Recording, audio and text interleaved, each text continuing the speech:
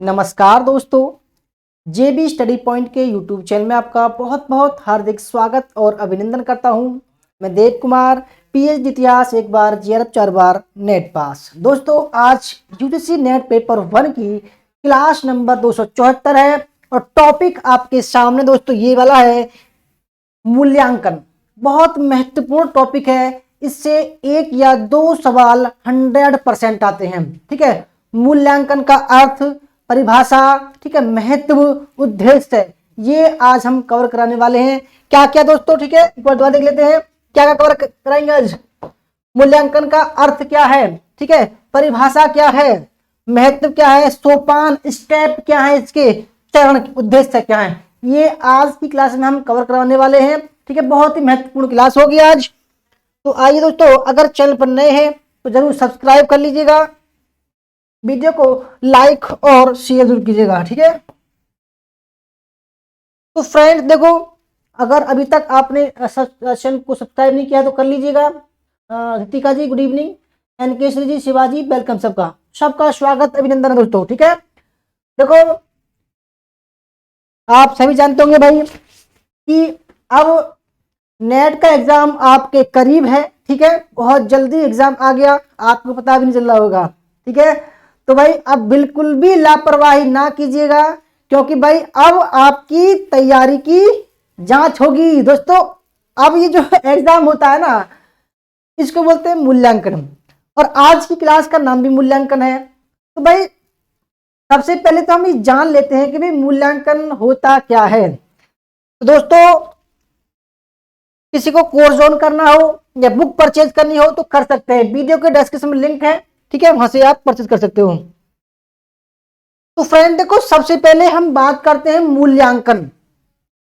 मूल्यांकन अगर बात करें शब्द की, तो ये दो शब्द से मिलकर बना है। मूल्यांकन जो है वो दो शब्द से मिलकर बना है, मूल्य प्लस अंकन। यानी कि किसी चीज की मूल्य की गणना करना, अंकन करना कि भाई वो कितने, यानी कि किसी ने कहा कि भाई मैं उसको पास कर दूंगा, ठीक है, उस एग्जाम को पास कर दूंगा, तो भाई उस मूल्यांकन के लिए तैयारी भी करनी पड़ती है। ठीक है, मूल्यांकन देने के लिए तैयारी भी करनी पड़ती है टीचर को। तो आखिर में क्या होता है, एग्जाम होता है, पास या फेल उसका रिजल्ट होता है। अगर फेल हुआ तो ये मूल्यांकन अच्छा हुआ, ठीक है, और अगर पास हुआ तो मूल्यांकन अच्छा हुआ, अगर फेल हुआ बच्चा तो मूल्यांकन में कुछ तो नेगेटिव हुआ और आपकी जो तैयारी था वो कहीं ना कहीं गड़बड़ा गई है। ठीक है, तो भाई देखो, आपका एग्जाम अब नजदीक है, आपका अब मूल्यांकन होगा, यानी कि एग्जाम होगा। ठीक है, तो दोस्तों ये एक सतत चलने वाली प्रक्रिया है, यानी कि निरंतर चलने वाली प्रक्रिया है। हर एक आदमी, दुनिया में हर एक आदमी अपने आप का मूल्यांकन करता है, चाहे किसी भी क्षेत्र में हो। दोस्तों मूल्यांकन बहुत जरूरी चीज है। देखो, हम अगर यूजीसी नेट की बात कर रहे हैं तो इसमें टीचिंग में मूल्यांकन है, टीचिंग में मूल्यांकन होता है। ठीक है, कि भाई किस तरीके से मूल्यांकन के स्टेप होते हैं, क्या अर्थ है। ठीक है भाई, तो आप समझ रहे होंगे मूल्य प्लस अंकन। तो आप जानते हैं दोस्तों, मैं थ्योरी जो पढ़ाता हूं, क्योंकि तो इसकी मुझे पीडीएफ भी बनानी होती है, तो आपके ऐप पर कोर्स में अपलोड करनी होती है मुझे। ठीक है, तो सबसे पहले बात करते हैं मूल्यांकन का अर्थ क्या है। दोस्तों मूल्यांकन का जो अर्थ है वो है क्या वाकई में। ठीक है, देखो मूल्यांकन वह प्रक्रिया है, बिल्कुल सिंपल शब्द में बताऊंगा आपको, बिल्कुल सिंपल भाषा में, मूल्यांकन वह प्रक्रिया है जिसके आधार पर हम किसी छात्र के ज्ञान, समझ रहे दोस्तों, यानी कि देखो मूल्यांकन कौन करता है, टीचर करता है। किसका होता है, बच्चों का होता है। ठीक है, तो हम किसी छात्र के ज्ञान का आकलन कि भाई उस बच्चे में, फलाने बच्चे में या सभी बच्चों में ज्ञान कहां तक पहुंचा है, हम जो ज्ञान दे रहे हैं वो दोस्तों वाकई में ही एक्सेप्ट कर रहे हैं, नहीं कर रहे हैं, बच्चे उस चीज को समझ रहे हैं, नहीं समझ रहे, उस चीज का आकलन करते हैं। ठीक है, तो जिसके आधार पर हम किसी छात्र के ज्ञान का आकलन करते हैं, मूल्यांकन के द्वारा ही छात्र की किसी विषय की कमियों कि भाई फलाने बच्चे में किस टॉपिक में कमी है। जैसे मैं पूछता हूं कि भाई क्या कोई टॉपिक में कोई कमी हो बताइए, ठीक है, कोई सवाल हो तो पूछिए। तो ये मूल्यांकन होता है दोस्तों आपका, ठीक है। हम डेली आपका टेस्ट ले रहे हैं, तो ये क्या है, ये मूल्यांकन है, क्योंकि हमने थ्योरी अपलोड कर रखी है, टेस्ट हम डेली ले रहे हैं आपका टॉपिक वाइज, तो आपका डेली मूल्यांकन होता है। फिर आप दोस्तों अगर आपके 50 ठीक है, 60 ठीक है, तो आप क्या करते हो कि भाई यार इस रिजल्ट में मैं फेल हो गया, पास हो गया, तो आपका ये मूल्यांकन है, ठीक है। मैं कहता नहीं हूं कि भाई आप, क्योंकि देखो आप बड़े हो, मैं डांट नहीं लगा सकता आप में, ठीक है। तो मूल्यांकन के द्वारा ही छात्र की किसी विषय में कमियों, उसकी किसी विषय के प्रति रुचि, कि भाई देखो क्या रुचि है उसके प्रति, क्या सब्जेक्ट के प्रति, क्या टॉपिक के प्रति, ठीक है, और उसकी प्रतिभा का आकलन किया जाता है, ठीक है। दैट इज कॉल्ड एवोल्यूशन, ठीक है। मूल्यांकन, मूल्यांकन यह दो शब्दों से मिलकर बना है, मूल्य प्लस अंकन, मूल्य प्लस अंकन, ठीक है। दोस्तों मैं थ्योरी टाइप आपको इसलिए पढ़ाता हूं क्योंकि मुझे इसकी पीडीएफ बना के अपलोड करनी पड़ती है, ताकि आप बाद में भी मेरी पढ़ी हुई चीज को पढ़ सको, ठीक है। क्योंकि क्लास भी बन रही है, रिकॉर्ड हो रही है इसकी क्लास, और इसकी पीडीएफ भी बनेगी, तो आप दोनों तरीके से हमारे ऐप में पढ़ सकते हो, ठीक है। तो मूल्यांकन दो शब्दों से मिलकर बना है, मूल्य प्लस अंकन। यह अंग्रेजी के एवोल्यूशन, एवोल्यूशन शब्द का हिंदी रूपांतरण है, ठीक है। मापन जहां किसी वस्तु या व्यक्ति के गुणों को अंक प्रदान करता है, यानी कि दोस्तों मूल्यांकन को हम जो है मापन भी कह सकते हैं, कि भाई हम उस मूल्यांकन को मापन प्रक्रिया के तहत एक अंक प्रदान करते हैं एग्जाम के थ्रू, ठीक है।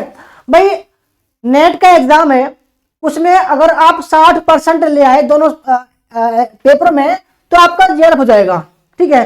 तो एनटीए आपका मूल्यांकन करता है कि आप कितनी तैयारी करके हमारे एग्जाम में आए हैं, समझ रहे हो। तो आप बिल्कुल सिंपल भाषा में बता रहा हूं मैं, आप जब एग्जाम दोगे नेट का, तो आपका एनटीए जो है आयोग, वो मूल्यांकन करेगा कि आप किस तरीके से पढ़कर आए हैं, कहां कमी रह गई, ठीक है। फिर दोस्तों जब रिजल्ट आएगा, तो कोई बच्चा पास होगा, कोई फेल होगा, तो तब आप अपने पेपर का एनालाइज करोगे कि हाँ भाई मुझे याद था वो सवाल, मैं भूल गया, भाई मुझ पे कहीं ना कहीं गलती हो गई, आप खुद रियलाइज करोगे। तो जो एग्जाम होता है दोस्तों, वो मूल्यांकन के लिए होता है, ठीक है। मापन जहां किसी वस्तु या व्यक्ति के गुणों को अंक प्रदान करता है, वही मूल्यांकन उन अंकों का विश्लेषण करता है। नोट डाउन करना दोस्तों, ठीक है, यही सवाल आपके एग्जाम में आता है, ठीक है। मापन, अगर मापने की बात करें, ठीक है, तो दोस्तों मापन जहां किसी वस्तु या व्यक्ति के गुणों को अंक प्रदान करता है, वही मूल्यांकन उन अंकों का विश्लेषण करता है, एनालिसिस करता है, ठीक है। दोस्तों आप भी तो मूल्यांकन करोगे, भाई मैं आपको पढ़ा रहा हूं, ठीक है, आप, मैं कहूंगा आप मेरा मूल्यांकन करो, ठीक है, आप मुझे फीडबैक दो, तो दोस्तों आप कहोगे हाँ बढ़िया पढ़ा रहे हैं सर, और आप में ये कमी है, ये अच्छाई है, ठीक है। देखो 2020 के एग्जाम में सवाल आया था कि भाई जब शिक्षक का मूल्यांकन करते हैं तो उनमें किन किन बातों का ख्याल रखा जाता है। ये सवाल 2020 के एग्जाम में आया था, मुझे पता है, ठीक है। तो शिक्षक का भी मूल्यांकन होता है और स्टूडेंट का भी मूल्यांकन होता है, ठीक है। तो वही मूल्यांकन उन अंकों का विश्लेषण करता है और उनकी तुलना दूसरों से करके एक सर्वोत्तम वस्तु या व्यक्ति का चयन करता है। देखो दोस्तों, देखो आपकी क्लास में बहुत सारे बच्चे हैं, किसी क्लास में बहुत सारे बच्चे हैं, तो अब टीचर सब बच्चों का मूल्यांकन करेगा कि भाई कौन सा बच्चा होशियार है, कौन सा बच्चा कमजोर है। वो कैसे डिसाइड करेगा दोस्तों, कोई टॉपिक दिया टीचर ने कि इसको सॉल्व करो, ठीक है। अब 4 बच्चों ने सॉल्व किया और 20 बच्चों ने सॉल्व नहीं किया, तो वह मूल्यांकन करेगा कि ये 4 बच्चे हैं, ये बेहतरीन लेवल इनका, मैंने जो पढ़ाया है उन्होंने वो एक्सेप्ट किया है, वो सीखा है, तो ये मूल्यांकन हो गया, ठीक है। समझ गए दोस्तों आप, ठीक है। आइए अब बात करते हैं मूल्यांकन की भाषा का, परिभाषा, ठीक है। मूल्यांकन की परिभाषा को हम थोड़ा डिफाइन करते हैं। ठीक है, सबका वेलकम। आदर्श जी करें, कौन सी यूनिट की क्लास है? ये पहली यूनिट की क्लास है। टीचिंग एप्टीट्यूड में सबसे लास्ट का टॉपिक है मूल्यांकन। ठीक है, सबका वेलकम। रितिका जी, एनकेश्वरी जी, शिवाजी, निरंजन जी, आदर्श जी, मधु जी, सबका वेलकम, स्वागत, अभिनंदन जो भी देख रहे हैं। तो कभी कभी एग्जाम में आता है कि मूल्यांकन की जो परिभाषा है, कुछ परिभाषा 2-3 उनको जरा देख लेते हैं। देखो, क्विलिन बे हन्ना के अनुसार मूल्यांकन की परिभाषा क्या है कि छात्रों के व्यवहार में विद्यालय द्वारा लाए गए परिवर्तनों के विषय में प्रमाणों के संकलन और उसकी व्याख्या करने की प्रक्रिया ही मूल्यांकन है। ठीक है, ये किसने कहा? क्विलिन एवं हन्ना ने कहा है। ये भी आ सकती है। ठीक है, और दूसरे हैं एम.एन. डंडेकर के अनुसार मूल्यांकन की परिभाषा क्या है? उन्होंने कहा कि मूल्यांकन की परिभाषा एक व्यवस्थित रूप में की जा सकती है जो इस बात को निश्चित करती है कि विद्यार्थी किस सीमा तक उद्देश्य प्राप्त करने में समर्थ रहा है।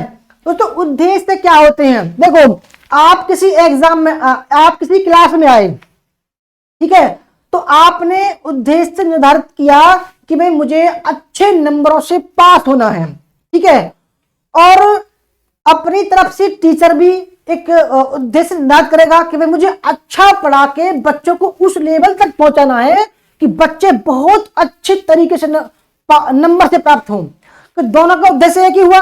ठीक है, तो यहां पर दोस्तों बात क्या है कि अब जो मूल्यांकन होता है, मूल्यांकन इसका ही होता है कि बच्चों ने कहां तक जो उद्देश्य थे उनके शुरुआत में, वे बच्चों के उद्देश्य थे और टीचर के उद्देश्य थे। अब दोनों का मूल्यांकन होता है कि कहां तक जो उद्देश्य थे वो प्राप्त करने में समर्थ हुआ है। ठीक है, तो दोस्तों समझ रहे होंगे आप। ये थी कुछ आपका परिभाषा। अब बात करते हैं मूल्यांकन के उद्देश्य। तो एम ऑफ एवल्यूशन। ठीक है, मूल्यांकन के उद्देश्य दोस्तों समझ में आ रही है तो लाइक कीजिएगा, शेयर कीजिएगा। ठीक है दोस्तों, और देखो कल की क्लास में हम मूल्यांकन से जुड़े कुछ महत्वपूर्ण सवाल लाएंगे। देखो, अब आप दोस्तों घर मत बैठना। ठीक है, घर बैठने का मतलब मैं ये कह रहा हूं कि आप आलस मत करना, आप जुनून जोश ताकत भर लो अपने अंदर और उड़ो यार आसमान में, दुनिया आपकी मुट्ठी में कर लो आप। ठीक है, क्योंकि दोस्तों अब हम लगातार करेंगे क्लास, लगातार फटाफट क्लास करेंगे। ठीक है, तो देखो दोस्तों मूल्यांकन के उद्देश्य, ये भी आपके एग्जाम में आएगा कि भाई मूल्यांकन के उद्देश्य कौन कौन से होते हैं, आपको सिलेक्ट करना होगा। ठीक है, तो देखो दोस्तों, पहला ज्ञान की जांच एवं विकास की जानकारी कि भाई ज्ञान कहां तक बच्चे में पहुंचा है। ठीक है, कहां तक बच्चे ने विकास किया है, ये उद्देश्य में होता है ना कि भाई जब क्लास स्टार्ट होती है टीचर कहता है कि मैं बच्चों में इतना ज्ञान भर दूंगा, इतना विकास करूंगा जिसका कोई जवाब नहीं। तो दोस्तों अब मूल्यांकन के द्वारा क्या होता है कि ज्ञान की जांच की जाती है और जो हमने उद्देश्य किया था कि भाई मूल्यांकन का, ठीक है, कि विकास की जानकारी, विद्यार्थी निर्धारित पाठ्यक्रम से उद्देश्य की प्राप्ति किस सीमा तक प्राप्त कर लिए हैं, उससे उनका विकास किस सीमा तक हुआ, विकास में बाधक तत्व कौन कौन से हैं, ठीक है, इत्यादि की जानकारी करना इनका प्रमुख उद्देश्य है। दोस्तों अगर बच्चे ने अच्छा मार्क प्राप्त किया, ठीक है, अगर बच्चे ने एग्जाम में अच्छा मार्क प्राप्त किया तो सब बच्चे क्या पूछेंगे, भाई यार तुमने किस किस बुक से पढ़ी थी, भाई यार तुमने कितने घंटे मेहनत की थी। और जब बच्चे फेल हो जाएंगे, भाई यार पढ़ लेता तो बढ़िया रहता, भाई गधे क्या यार, भाई या तो सो लेता तू, भाई बच्चा दूसरा पढ़ रहा था तू सो रहा था, ऐसे सवाल उठने लगते, ताने मारने लगते उसको। तो भाई जो बच्चा मेहनत करता है तो पास तो होगा ही, आपको सभी को पता है। कभी कभी ऐसा होता है कि मेहनत करता है बच्चा फिर भी फेल हो जाता है, तो कुछ ना कुछ कमी रह जाती है। तो ये तो कह रहा है विकास किस सीमा तक हुआ है कि उस बच्चे ने कौन कौन से स्टेप फॉलो किए हैं ताकि उसने जो मूल्यांकन के उद्देश्य था उसको प्राप्त किया उसको। ठीक है, दूसरा है अधिगम की प्रेरणा। प्रेरणा दोस्तों, प्रेरणा प्रेरणा स्रोत, ठीक है, कि भाई मापन तथा मूल्यांकन द्वारा अधिगम को प्रेरित किया जाता है। ठीक है, अधिगम मतलब अध्ययन करना, लर्नर, ठीक है, और पूर्व निर्धारित उद्देश्य तक पहुंचने का प्रयास किया जाता है। पूर्व का मतलब दोस्तों क्या है कि भाई हमने जब हमारी क्लास स्टार्ट हुई हमने कहा था कि दोस्त भाई मुझे जो है अच्छे नंबर से पास करना, मुझे 80% नंबर लाने अब की बार। ऐसे सभी करते हैं दोस्तों, सभी जो है एग्जाम, जैसे आप नेट के एग्जाम ले लो, सभी बच्चे जब एग्जाम में फॉर्म भरते हैं या तैयारी करने पे तैयारी करते हैं तो कहते हैं कि भाई मुझे पहली बार में जेआरएफ करना है, मुझे पहली बार में नेट करना है। ये उनका उद्देश्य होता है दोस्तों, यही तो है उद्देश्य, क्योंकि वो अपने आप में एक मूल्यांकन करते हैं कि मुझे पहली बार में जेआरएफ करना है, तो ये मूल्यांकन होता है। फिर उसी के तहत दोस्तों वो पढ़ते हैं, उसी के तहत पढ़ते हैं क्योंकि अब देखो मूल्यांकन के उद्देश्य होते हैं कि किस तरीके से पढ़ते हैं, ठीक है, फिर स्टेप बाय स्टेप चलते हैं कि भाई मुझे 8 घंटे पढ़ना है, मुझे इनको पढ़ना है, इस टाइम खाना खाना है, वो टाइम टेबल बनाते हैं। ठीक है, तो ये तो होता है। तो क्या कहते हैं, जो हमने निर्धारित किया था उद्देश्य तक पहुंचने का प्रयास किया जाता है। ठीक है, आइए तीसरा है व्यक्तिगत विभिन्नताओं की जानकारी। भाई विभिन्न मूल्यांकन के जरिए हम क्या करते हैं, जो व्यक्ति होते हैं, जो स्टूडेंट होते हैं, वो अलग अलग किस्म के होते हैं, उनकी जानकारी प्राप्त होती है कि भाई कैसा एक बच्चा कैसा है, एक बच्चा कैसा है, एक बच्चा कैसा है। ठीक है, तो मापन में मूल्यांकन के माध्यम से छात्रों के पारस्परिक भिन्नता, देखो सभी स्टूडेंट एक तरीके के नहीं होते हैं, कुछ को ज्यादा पढ़ाना पड़ता है, कोई आराम से समझ जाता है। समझने में तो ऐसे तो होता है, क्योंकि कुछ बच्चे कहते हैं लद्दा है यार ये तो, कुछ कहते हैं भाई बहुत होशियार बच्चा है तो, ऐसे बोलते हैं ना। तो भाई मापन में मूल्यांकन के माध्यम से छात्रों के पारस्परिक भिन्नता की जानकारी मिलती है कि बच्चा लद्दड़ है या होशियार है, जिससे उनके शारीरिक, कोई कहता है कि यार ये इसका दिमाग ही पागल है, ये पागल है, ये बुद्धू है, ऐसे करते हैं ना। तो वो ऐसा ही है कि ये कितना भी समझा लो यार इसको समझता ही ना है, तो इसको कहते हैं मेंटेलिटी। ठीक है, तो शारीरिक मनोवैज्ञानिक कि भाई कितना ही पढ़ा लो ये कहीं और रहता है, ये पढ़ेगा नहीं, ऐसे कहते हैं ये पढ़ेगा नहीं, इसको साइंस में दिलाओ ये आर्ट में जाएगा। तो वैज्ञानिक गुणों दोषों का पता चलता है तीसरा तो मूल्यांकन से। ठीक है, तीसरा निदान। निदान मतलब किसी समस्या का समाधान को निदान बोलते हैं। जैसे कि मापन एवं मूल्यांकन का एक प्रमुख उद्देश्य है कि विद्यार्थियों के कमजोर क्षेत्रों की पहचान करके उन्हें आगे बढ़ने में मदद करता है। यानी कि दोस्तों निदान भी करता है मूल्यांकन। अगर बच्चा कमजोर है किसी सब्जेक्ट में, किसी टॉपिक में कमजोर है, तो टीचर क्या करेगा, तो उसी टॉपिक को उसको बेहतरीन तरीके समझाएगा, 15-20 एग्जाम्पल देकर समझाएगा। ठीक है, ताकि बच्चों को समझ में आ सके और वो बच्चा जो होशियार बच्चे हैं उसकी कैटेगरी में आ सके। ठीक है दोस्तों, आप ये बताओ समझ में आ रहा है नहीं आ रहा है। ठीक है, मैं आज बहुत जोश में हूं, जुनून में हूं। मास्टर लोकेश जी welcome, Meena ji welcome, Madhu ji welcome. ठीक है, क्योंकि देखो अब आपके पास में समय नहीं है और देखो मुझे भी जो है अब मैं ठीक हो चुका हूं बिल्कुल, और मैं नहीं चाहता कि भाई आप कोई भी क्लास मिस हो, धुआंधार क्लास होंगी अब। ठीक है, तो भाई क्योंकि भाई नया बैच हमने 1 जनवरी से स्टार्ट किया है तो उनके लिए भी प्रिपेयर होना पड़ेगा, है ना। तो बिल्कुल भी दोस्तों आप टेंशन ना लीजिए, हर एक क्लास लगातार आएगी। अभी मूल्यांकन पढ़ रहे हैं हम उद्देश्य, 5वां उद्देश्य क्या है, शिक्षण की प्रभावशीलता का ज्ञात करना। कि भाई शिक्षण की जो टीचिंग की जो इफेक्टिवनेस है उसको ज्ञात करना। कि भाई अगर बच्चे देखो मैंने बहुत अच्छा पढ़ाया, बच्चे फेल हो गए, तो कहीं ना कहीं दोस्तों ऐसा हो सकता है कि मेरे पढ़ाने में कमी है। ठीक है, अगर बच्चे मैंने पढ़ाया सब बच्चे पास हो गए तो बाबा है, फिर तो मैंने बढ़िया पढ़ाया है। ठीक है, तो मूल्यांकन के द्वारा उसमें क्या नाम जाता है कि भाई कैसा पढ़ा रहा हूं मैं। तो मापन एवं मूल्यांकन की सहायता से शिक्षण विधियों की प्रभावशीलता का आकलन किया जाता है कि भाई टीचर ने कौन कौन सी विधि के माध्यम से बच्चों को पढ़ाया है ताकि बच्चे पास हो गए या फेल हो गए। अगर फेल हो गए बच्चे और जिस विधि से पढ़ाया है बच्चों को उनको नेगलेक्ट करना चाहिए टीचर को कि भाई इनसे नहीं पढ़ाऊंगा क्योंकि इससे पढ़ाने से बच्चे फेल हुए हैं। ठीक है, मूल्यांकन तो यही तो होता है कि कहाँ कमजोर पक्ष क्या है मेरा। ठीक है, छठा है पाठ्यक्रम में सुधार। अगर बच्चे दोस्तों इतनी मेहनत करने के बावजूद भी पास नहीं हुए हैं तो मूल्यांकन करके क्या किया जाता है दोस्तों कि भाई पाठ्यक्रम में चेंज करो, यार इस पाठ्यक्रम के अनुसार बच्चे पास नहीं हुए। ठीक है, तो मापन तथा मूल्यांकन का प्रमुख उद्देश्य है पाठ्यक्रम की उपादेयता की जांच करके भाई ऐसा तो नहीं हो कि हमने पढ़ाया तो बढ़िया है परंतु जो हमारा पाठ्यक्रम था उसके अकॉर्डिंग पेपर नहीं आया, है ना।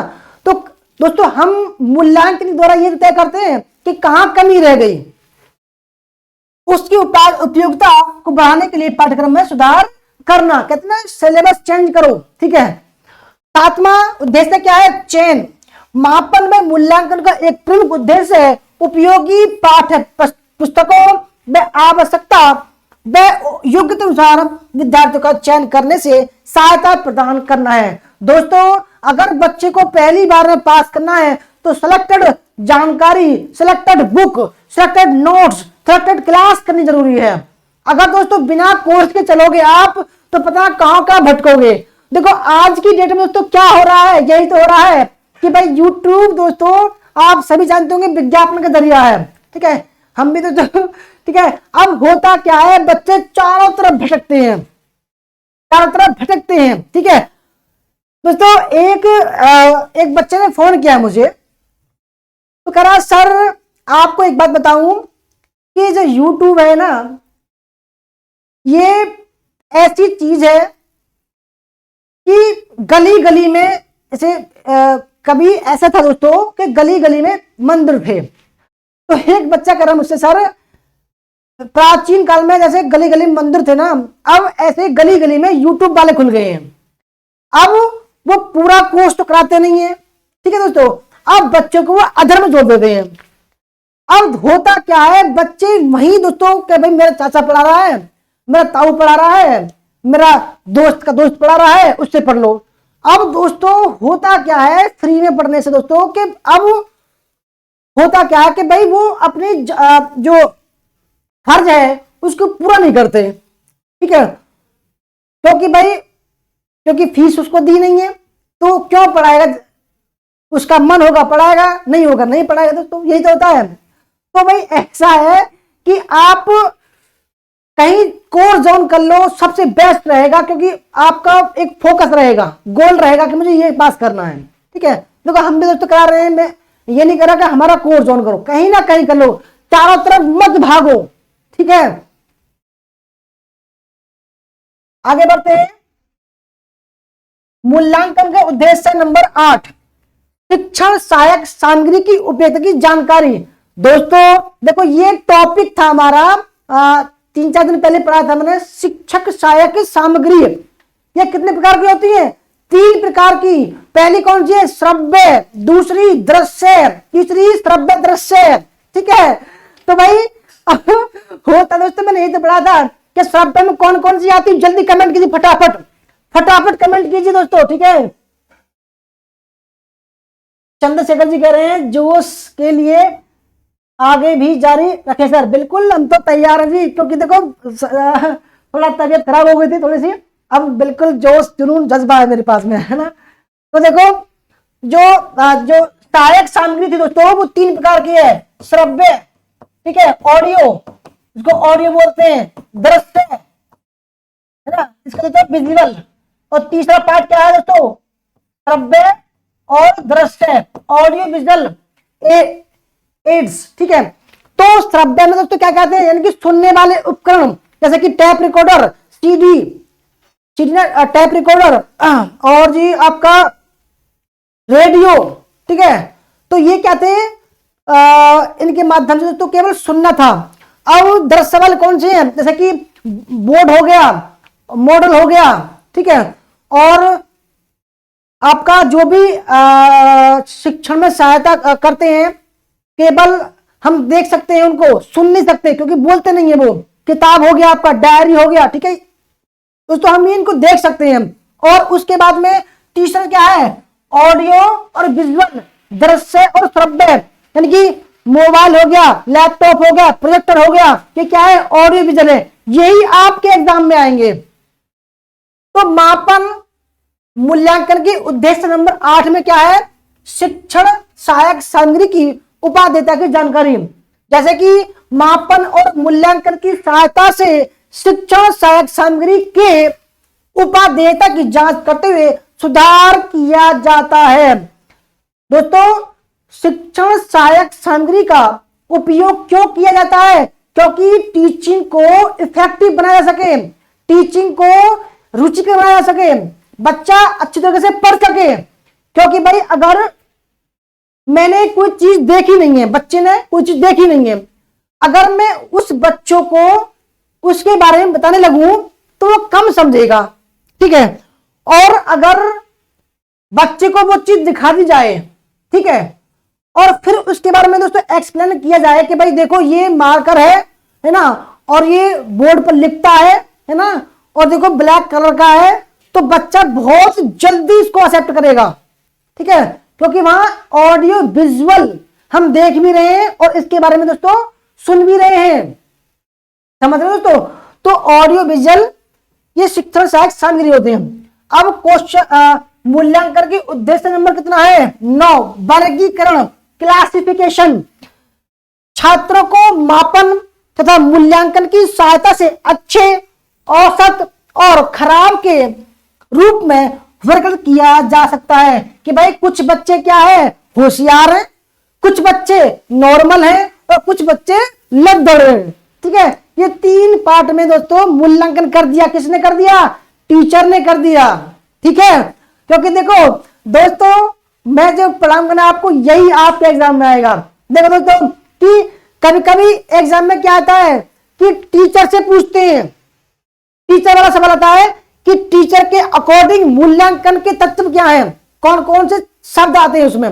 और कभी कभी आयोग ये पूछता है कि अगर हमें शिक्षक का मूल्यांकन करना हो तो बच्चे क्या क्या प्रतिक्रिया देंगे। जी नॉर्मल है सर जी, अच्छे हैं, अच्छे पढ़ाते हैं सर जी, और टॉपिक को अच्छे से समझाते हैं, ठीक है, अच्छा व्यवहार है, आई कॉन्टेक्ट बढ़िया है, किसी को हल्ला नहीं मचाने देते, ठीक है, सब पर कंट्रोल करते हैं, बढ़िया है, हमको समझ में अच्छा आता है। तो ये जो है बच्चे के मूल्यांकन, बच्चा मूल्यांकन करता है शिक्षक का, ठीक है। तो मूल्यांकन के उद्देश्य नंबर 10, निर्देशन, सुपरविजन, ठीक है।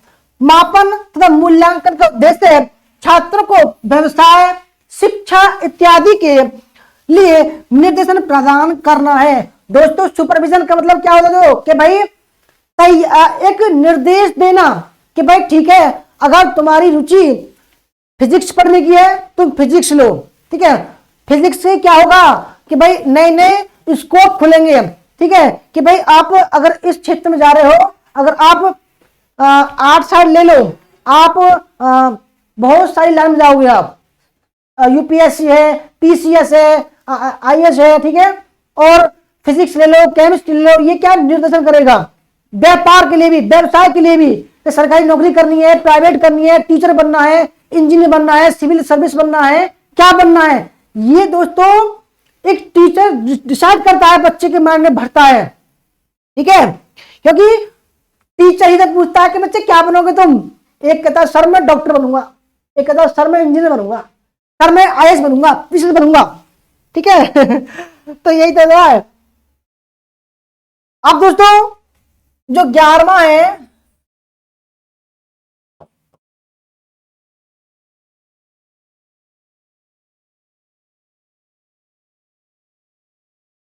ग्यारहवां उद्देश्य क्या है, प्रमाण पत्र प्रदान करना। प्रमाण पत्र का मतलब तो क्या होता है कि भाई अगर बच्चा एग्जाम में पास हो गया है उसको भाई मार्कशीट भी देनी है।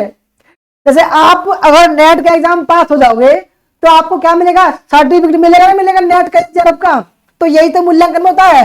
मापन तथा मूल्यांकन की सहायता से छात्रों को कक्षों के अध्ययनों पर प्रमाण पत्र प्रदान किया जाता कि बच्चे ने भैया इतनी क्लास की है, ठीक है, 70% हाजिरी है बच्चे में, क्योंकि देखो है ना, ये तो चलो नेट एग्जाम का सर्टिफिकेट है, परंतु यहां पर जो बात हो रही है, यहां हो रही है क्लास की बात, ठीक है। 70% हाजिरी है बच्चे की, बहुत बढ़िया डिसिप्लिन है बच्चे का, और इसमें सभी सब्जेक्ट में कितने कितने नंबर आए बच्चे के और टोटल नंबर कितने आए हैं, ठीक है, ये मूल्यांकन होता है।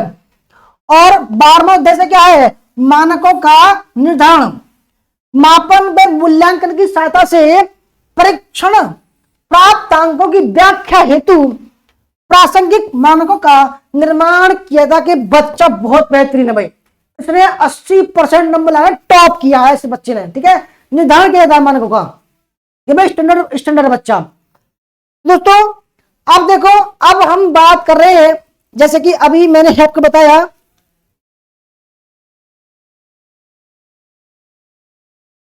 थोड़ा सा दोस्तों आपको क्लास में तो अच्छी लग रही हो तो लाइक कीजिएगा, शेयर कीजिएगा, ठीक है। अफरोज जी वेलकम, पुष्पा जी वेलकम, सबका स्वागत अभिनंदन दोस्तों, ठीक है।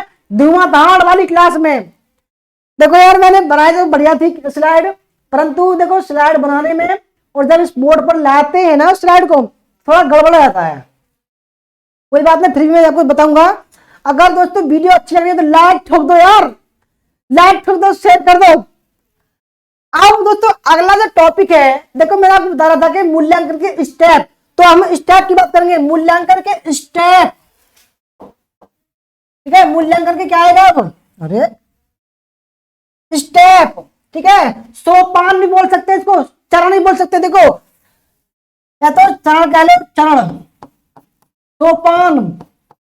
आप कहते हैं ना कि भाई पेपर फर्स्ट की जो हिंदी बड़ी टफ है दोस्तों, चरण भी कह सकता है आयोग, सोपान भी पूछ सकता है, ठीक है, और आपसे स्टेप भी पूछ सकता है, ठीक है, याद रखिएगा।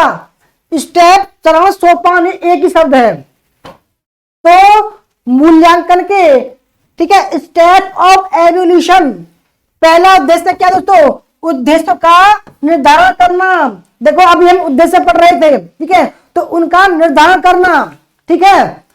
दूसरा, अधिगम क्रियाओं का आयोजन, कि भाई अधिगम मतलब दोस्तों जो हम पढ़ाएंगे उनकी क्रियाओं का आयोजन करना अच्छे तरीके से, टीचिंग स्किल का प्रयोग करके, शिक्षण सहायक सामग्री का प्रयोग करके, ठीक है। और तीसरा क्या है, मूल्यांकन, यानी कि उसका फिर एग्जाम लेके रिजल्ट देना, ये मूल्यांकन के स्टेप है। इन तीनों प्रक्रिया से दोस्तों क्या होता है, मूल्यांकन पूरा होता है, ठीक है। देखो आप ये समझ रहे होंगे क्या है बवाल है ये, देखो स्टेप क्या होता है, जब आपका मूल्यांकन होता है तो मूल्यांकन जब से क्लास स्टार्ट होती है तब से आपका मूल्यांकन शुरू होता है। देखो आप उद्देश्य का निर्धारण करते हैं कि भाई मुझे फर्स्ट डिवीजन से पास करनी है 10वीं क्लास या 12वीं क्लास से बीए या एमए, ठीक है, ये बच्चे की तरफ से बोल रहा हूं मैं। और टीचर क्या करता है कि मुझे बच्चों को ना 80% नंबर से पास करवाना है, ये क्या हो गया, निर्धारण हो गया उद्देश्यों का, ठीक है। पर मेरा उद्देश्य ये, मेरा लक्ष्य ये, मुझे 80%, 90%, 100% नंबर लाने हैं, ठीक है, ये उद्देश्य है। अब देखो भाई अब ये बताओ, अगर कोई योग कहे कि मुझे 90% नंबर लाने हैं और वो पढ़े नहीं, तो क्या वो ला सकता है, नहीं ला सकता, किसी भी कीमत पर नहीं ला सकता दोस्तों।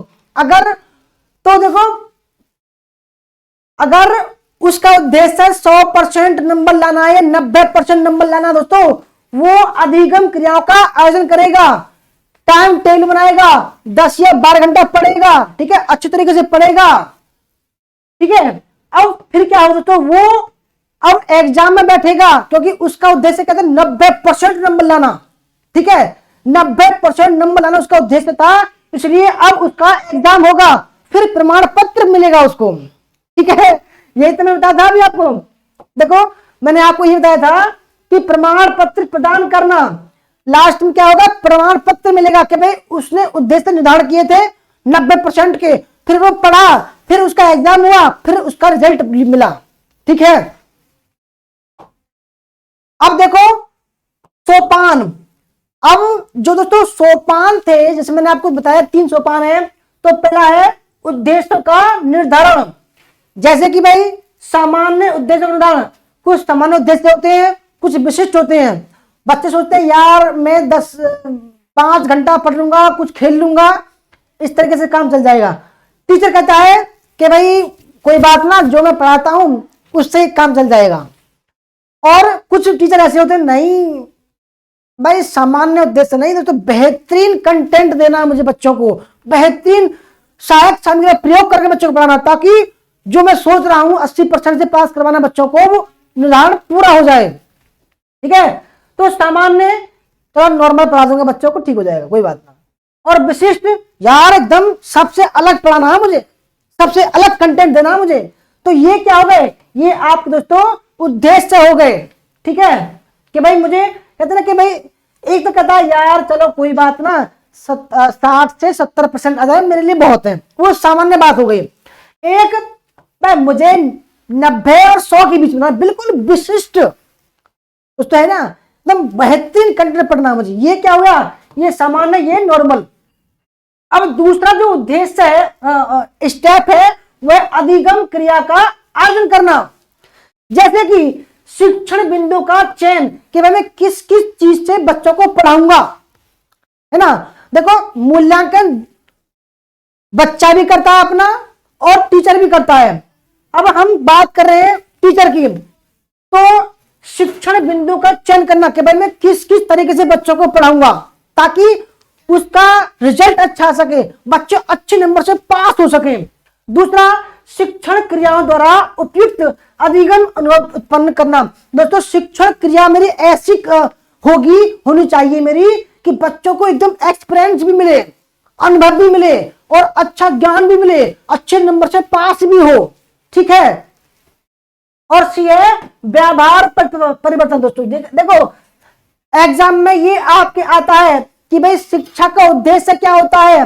दोस्तों शिक्षा का उद्देश्य होता है व्यवहार में परिवर्तन करना, दैट इज बिहेव चेंज, यानी कि दोस्तों व्यवहार में चेंज करना शिक्षा का उद्देश्य होता है। ठीक है, अगर आपसे पूछे कोई कि बेटे तुम पढ़ रहे हो, शिक्षा का उद्देश्य क्या है, तो आप कहते हैं दोस्तों शिक्षा का उद्देश्य स्टूडेंट के व्यवहार में परिवर्तन होता है।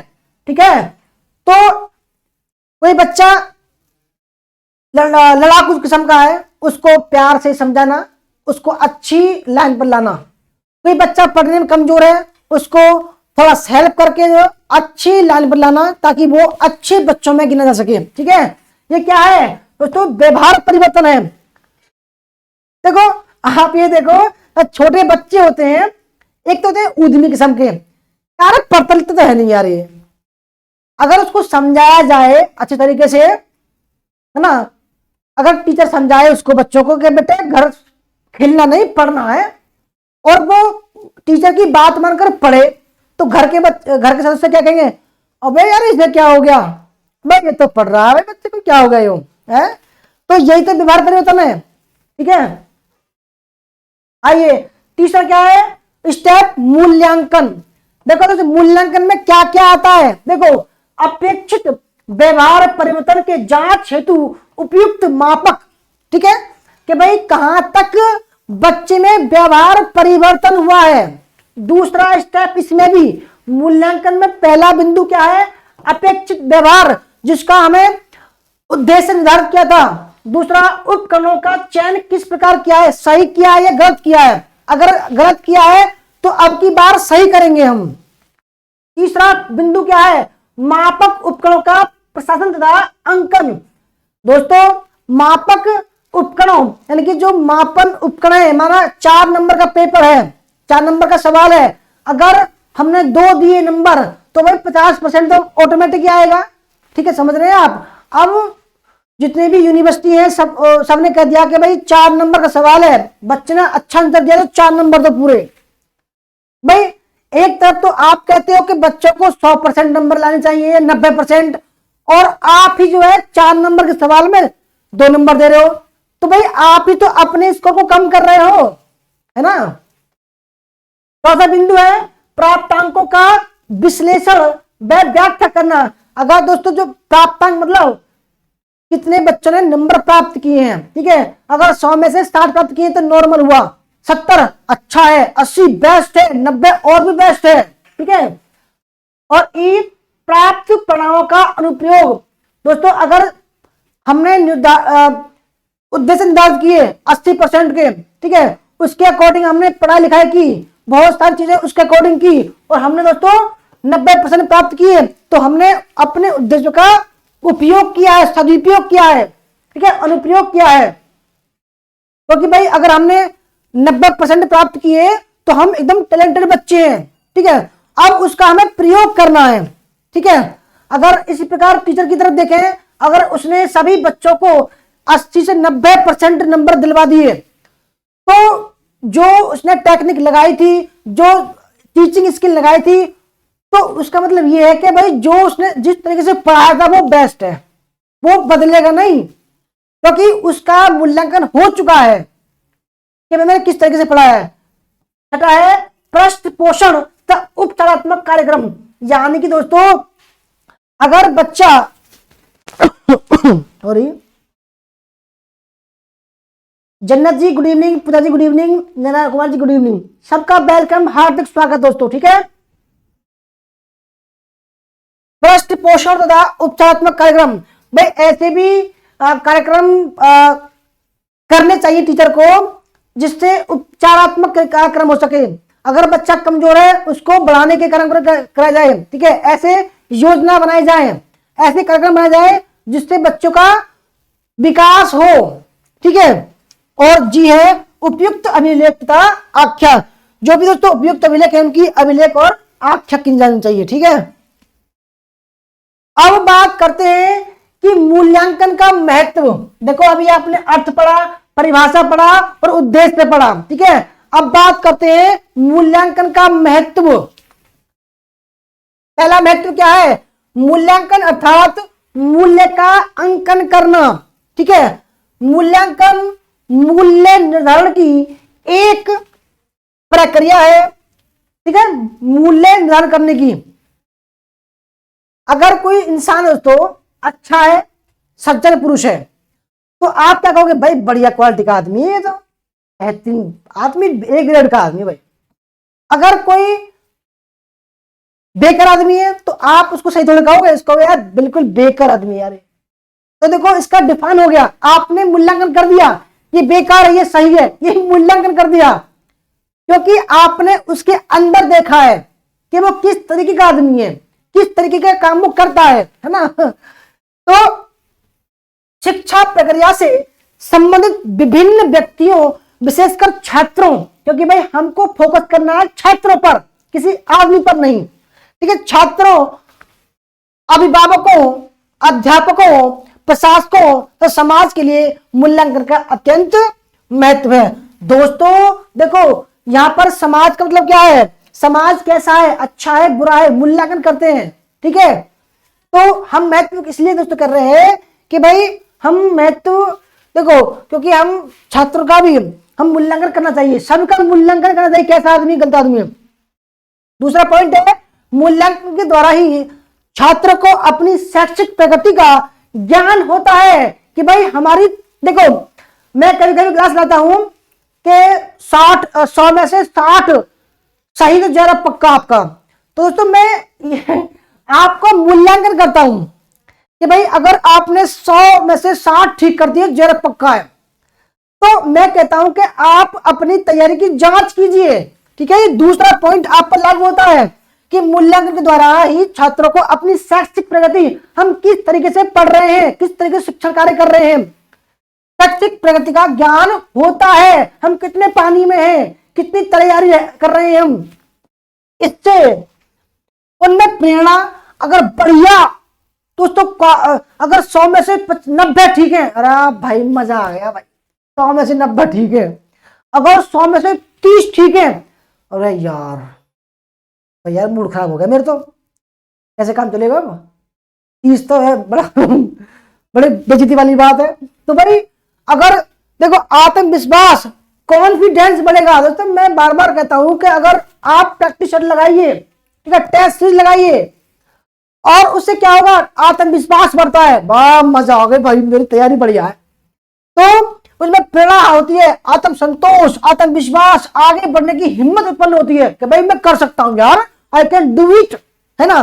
तथा साथ ही साथ अपनी कमियों की जानकारी मिल जाती है। अगर खराब प्रदर्शन हुआ है तो भाई मैं कम पढ़ रहा हूं, मेरी जानकारी अच्छी नहीं है ना, मुझे और पढ़ना पड़ेगा। उन्हें भविष्य में अथक परिश्रम करने की प्रेरणा देती है अगर रिजल्ट अच्छा नहीं आया तो, ठीक है। तो मूल्यांकन भी होता है उससे, ठीक है। तीसरा है मूल्यांकन का अध्यापकों के लिए भी बहुत महत्व है। इसके द्वारा वे अपने शिक्षण की सही जानकारी प्राप्त करके उसमें सुधार कर सकते हैं। क्योंकि भाई अगर टीचर पढ़ा रहा है, बच्चे पास नहीं हो रहे हैं, ठीक है, बच्चे का प्रदर्शन अच्छा नहीं है, तो टीचर को भी मूल्यांकन जरूरी करना चाहिए। क्योंकि भाई ऐसा ना हो अगर मैं ऐसा ही पढ़ाता रहा, बच्चे फेल होते रहे, तो मेरा सोचता है मेरी नौकरी भी जा सकती है, ठीक है। चौथा पॉइंट है आपका, मूल्यांकन के द्वारा अध्यापक गण पाठ्यक्रम, शिक्षक विधि, है ना, पाठ्य योजना, शिक्षण सामग्री आदि की प्रभावशीलता जानते हैं। अगर दोस्तों देखो कहते हैं ना कि अगर बच्चा फेल हो गया तो सारी जो तैयारी है वो बेकार है। लोग कहेंगे तूने कुछ नहीं किया, तूने तैयारी अच्छी नहीं की है, तेरी जो शिक्षण सहायक सामग्री बेकार है। और अगर बच्चा पास हो गया, अरे यार भाई वाह, मजा आ गया भाई, इसने बढ़िया चीजों का प्रयोग किया है, ये अच्छा पढ़ा है, इसने जो है अच्छी शिक्षण सामग्री का प्रयोग किया है ना। देखो ऑटोमेटिकली डिफाइन हो जाता है ये चीज। और समय समय पर आवश्यक अनुसार संशोधन करते रहना चाहिए, ठीक है। पांचवा पॉइंट है मूल्यांकन की सहायता से अध्यापक बच्चों की रुचियों के मनु कैसी रुचि है, ठीक है, योग्यताओं, क्षमताओं, व्यक्तित्व, सामर्थ्य, कमियों आदि को पहचान कर उन्हें उचित मार्गदर्शन करते हैं। कि भाई अगर कोई बच्चा कमजोर है तो ऑटोमेटिकली पता है कि भाई वो कमजोर है, ठीक है, कि भाई क्षमता क्या है, कमजोरी जो वो पढ़ नहीं पा रहा है, तो उसको वो बढ़ाएगा, है ना, ताकि अच्छे बच्चों में उसकी गिनती हो सके, ठीक है। मूल्यांकन शिक्षा के सुधार तथा गुणवत्ता उन्नयन में सहायक होता है। क्योंकि भाई अगर जो मूल्यांकन नहीं करेंगे, हम कितना पढ़ रहे हैं उसका मूल्यांकन नहीं करेंगे, तो भाई हमारा पढ़ना बेकार है। हमें ये नहीं पता चलेगा कि हम कितना पढ़ चुके हैं, कितनी तैयारी और बाकी है। तभी तो कहते हैं भाई मॉक टेस्ट लगाओ, प्रैक्टिस शर्ट लगाओ, ताकि आपका मूल्यांकन भी हो सके, ठीक है। सातवां पॉइंट है मूल्यांकन उचित शैक्षिक निर्णय लेने के लिए अत्यंत आवश्यक है, ठीक है।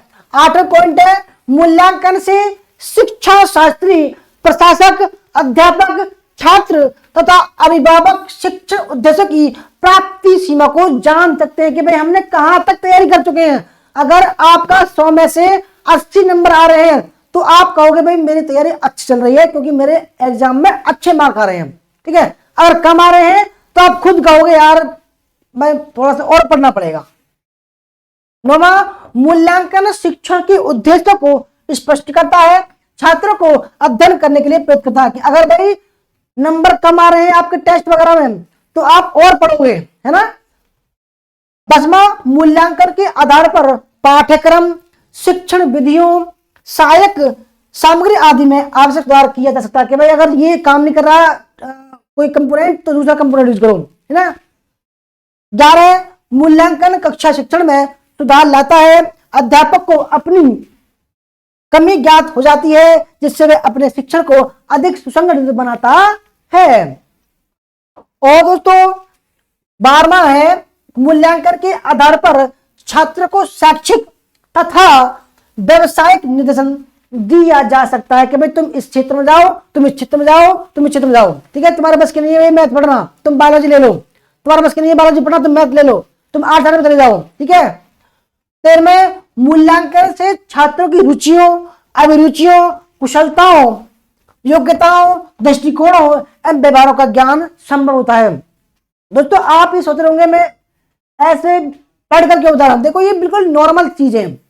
अगर आपका भाई, भतीजा, बेटा, बेटी अगर पढ़ रहे हैं, अगर वो अच्छा है तो आप कहोगे यार ये बेहतरीन है पढ़ने में, इसको मैं बढ़िया पढ़ाऊंगा, है ना, तो ऑटोमेटिकली आपकी सोच बन जाती है। 14वां है मूल्यांकन से विभिन्न शैक्षिक कार्यक्रमों की उपयोगिता का ज्ञान प्राप्त किया जा सकता है। दोस्तों देखो ये थी हमारी आज की क्लास, और कल हम पढ़ेंगे मूल्यांकन के प्रकार। मूल्यांकन के 4 प्रकार होते हैं, पहले सुन लो दोस्तों। पहला है स्थापन मूल्यांकन, प्लेसमेंट एवोल्यूशन। दूसरा है निर्माणात्मक मूल्यांकन, फॉर्मेटिव एवोल्यूशन। तीसरा है निदानात्मक मूल्यांकन, डायग्नोस्टिक। चौथा है संज्ञानात्मक मूल्यांकन, समेटिव एवोल्यूशन। दोस्तों ये थी हमारी आज की क्लास, आपको कैसी लगी? अच्छी लगी तो लाइक करना, शेयर करना, कमेंट करना दोस्तों, ठीक है। देखो ऐसी धमाकेदार क्लास के लिए कल मिलते हैं 6 बजे। तब तक के लिए टाटा बाय बाय, जय हिंद, जय भारत, वंदे मातरम।